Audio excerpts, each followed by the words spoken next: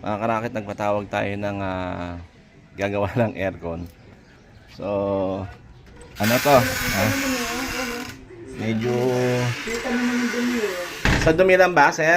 Oo, dumi lang sir. Okay yung prayer niya, sir. Sige, baka ma-satisfy kayo, sir. Sukatan ko. Huwag na sukatan, masama pa pag sinusukat eh. Kaya, Sir, pero nakailang buwan na rin. 2 months. Ano ba sir yung malakas sa inyong magpadumi? Halimbawa, mga katulad ng alikabok. Kasi po yung kanyang motor ba yun nasa labas? So doon nakalocate doon sa likod. So yung ba humihigo ba ng dumi papunta Hindi dito? po, di sir, dito. So dito lang. Dito lang naman po kami, tabi ng kalsada. Marami na rin sasakyan dito. Kasi tabi kami ng kalsada kaya ganun. Yun na po yung Yung alikabok. mga pabango po ninyo, di naman ano, parang tumatangay ng langis, Nag-oil. nag-oily. Hindi naman po. Dati naman po wala namang Ayun sir, ganyan eh. makapasin niyo sir dito, walang hangin, pero dito may hangin. So tendency po niyan, dumi lang talaga. Dumi lang po. Hindi sa preyon. Kasi pag sa preyon sir, totally wala kang makukuha. Ingat mo. Opo. Ayun o, lumakas pa ng konti o. Ano nyo lang, isod nyo lang sir papag ganon. Sis, kung papalinis ni boss to, anihin mo. Sabi yung lisay talaga to.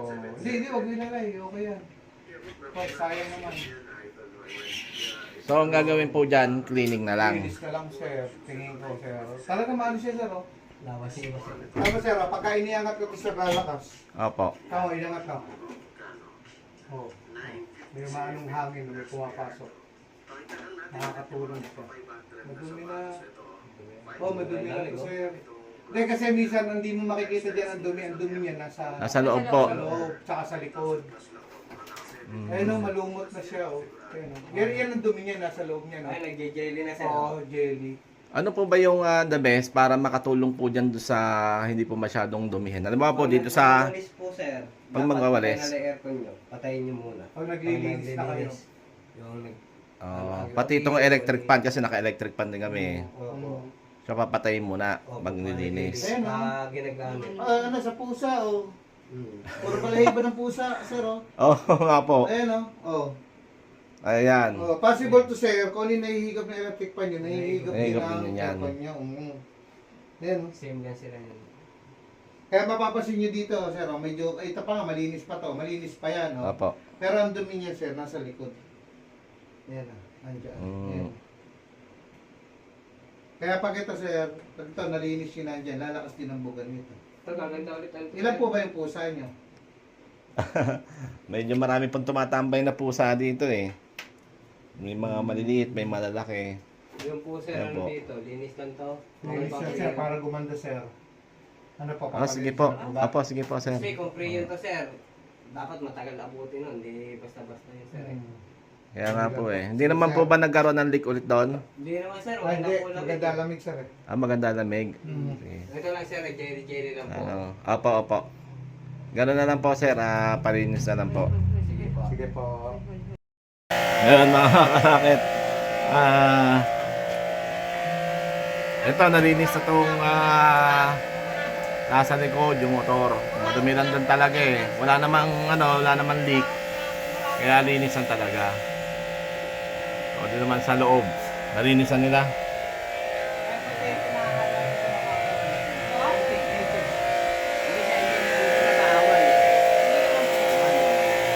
Namin na po, hindi naman dami. Kamukha niya.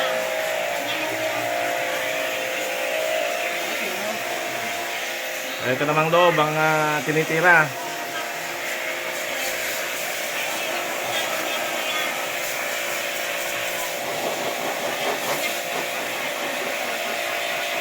Grabe ang dumi, no? Ang bilis magdumi, 2 buwan pa lang. Hindi, yun talaga yung maintenance ng aircon. So, kailangan talaga laging malinis. Para hindi magbara.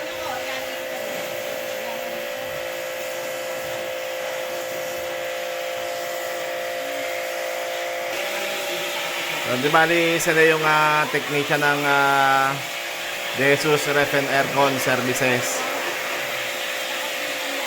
Ano nga ba pangalan niyo, sir? Francis Yusuf po. Sir Francis, saka si Sir John Lester. Kaya sir, ano po pangalan niyo? Oh, Sir Dennis. So, sila yung may kisig na technician ng De Jesus Ref and Aircon Services.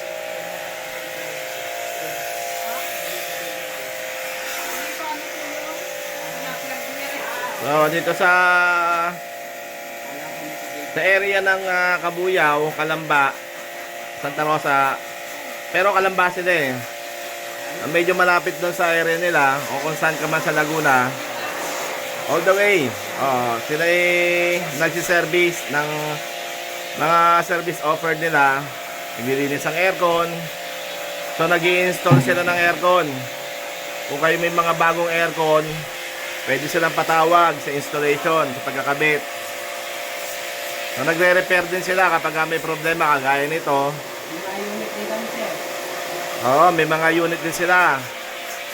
Ng mga, bago ba yung unit nyo, sir? O mga second hand? Ano, sir? Install. Mga brand, mga brand new na pre-installation pa. So nagto-troubleshooting din sila pag may mga problema yung aircon nyo na hindi nyo nakikita. So pwede sila mag-troubleshooting. In general services, nag-AC dismantling and pre-check-up. Yan. Nagbabuy and sell din ba kayo, sir, ng mga second hand? Yun, nagbabuy and sell din sila ng mga aircon. O kung sino yung mga gustong magbenta. Yun ba? Yung mga nagbibenta, no? O yun. Kumukuha rin sila ng aircon.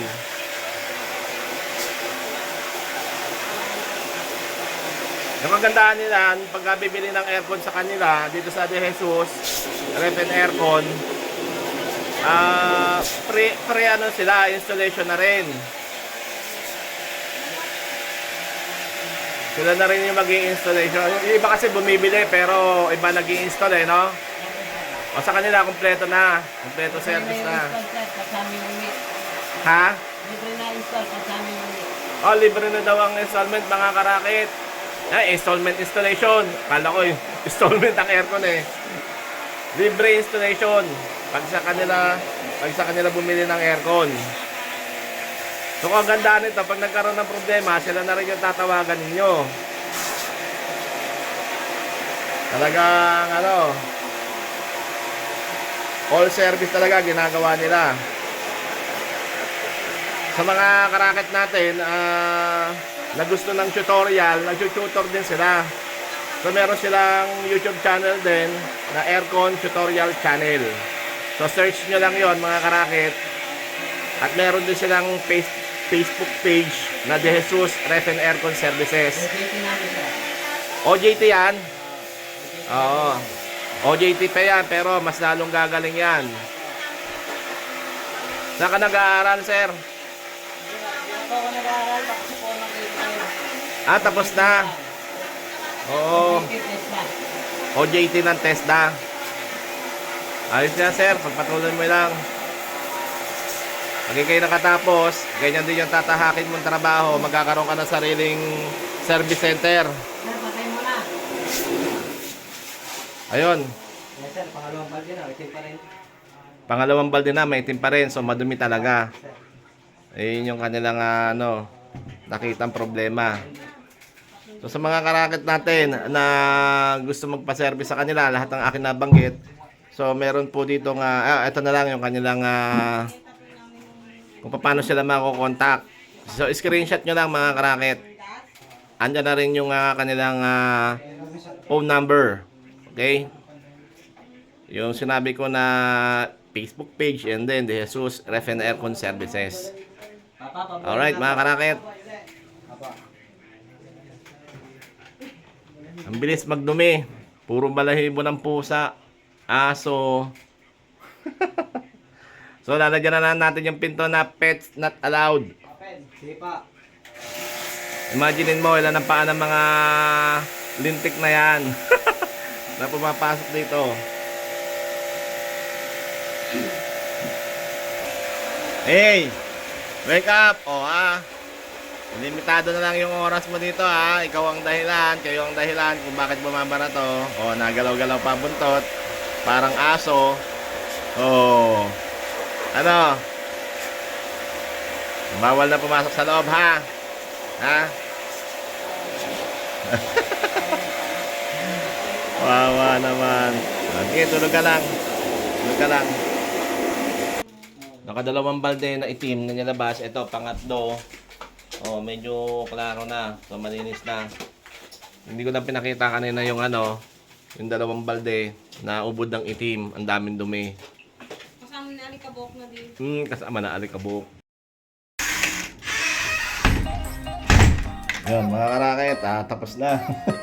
Para na tayo sa mga technician. At thank you very much po. Yan, aalamin na lang po natin kung ano yung... Yan, malamig na. Thank you po kay De Jesus Ref and Aircon Services. So after 3 months po ulit, obserbahan po namin kung ano po yung kung magbabarado po ba agad. Kasi mabilis talaga magdumi dito Sabi ng kalsada, ang dami na rin pong dumadaan ng sakyan. Plus yung mga alikabok po. Ayan, thank you very much po. Sa ulitin po. Salamat sa panonood mga karakit. God bless all.